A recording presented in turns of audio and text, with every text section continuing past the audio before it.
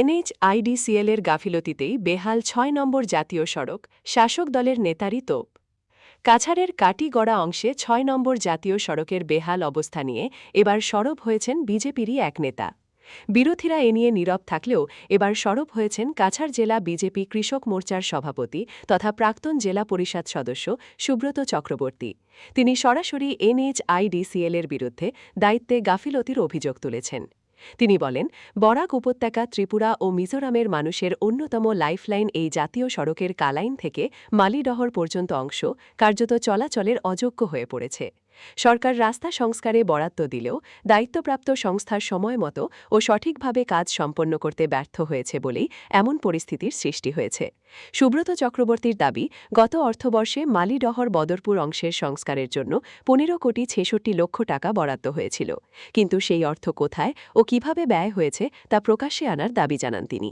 পাশাপাশি চলতি বছরে বরাদ্দ হওয়া ২২,২৯,০০,০০০ টাকার কাজও অত্যন্ত ধীর গতিতে চলছে বলে অভিযোগ করেন।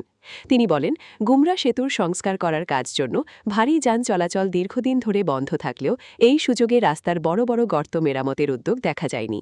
NHIDCL এর কাজে প্রশাসনিক পর্যবেক্ষণ আরও জোরদার হওয়া প্রয়োজন বলেও মন্তব্য করেন। উল্লেখ্য, দীর্ঘদিন ধরে ৬ নম্বর জাতীয় সড়কের দুরবস্থা নিয়ে সাধারণ মানুষ প্রতিবাদ জানিয়ে আসছে। সম্প্রতি রাস্তার গর্ত ভরাটে নিজেই নেমে পড়েছিলেন বিধায়ক কমলাক্ষ দে পুরকায়স্থ। এবার শাসক দলের এক নেতার প্রকাশ্য সমালোচনায় NHIDCL এর ভূমিকা নিয়ে নতুন করে প্রশ্ন উঠতে শুরু করেছে। ৬ নং জুয়াই বদরপুর জাতীয় সড়ক বেহাল অবস্থার জন্য NHIDCL দায়ী। কারণ সরকারের আন্তরিকতা রয়েছে এই রাস্তাটি মেরামত করার জন্য, সংস্কার করার জন্য।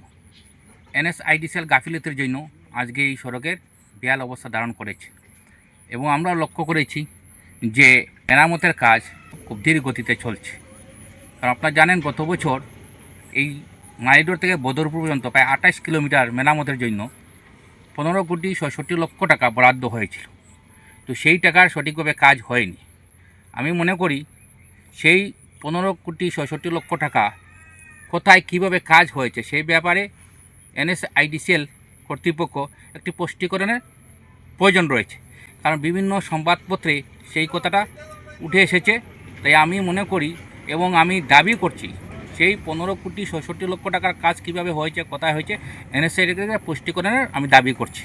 এছাড়াও আপনার লক্ষ্য করেছেন ইদানিংকালে আরও ২২,২৯,০০,০০০ টাকা বরাদ্দ হয়েছে, কিন্তু সেই মেরামতের কাজটা খুব ধীর গতিতে হচ্ছে।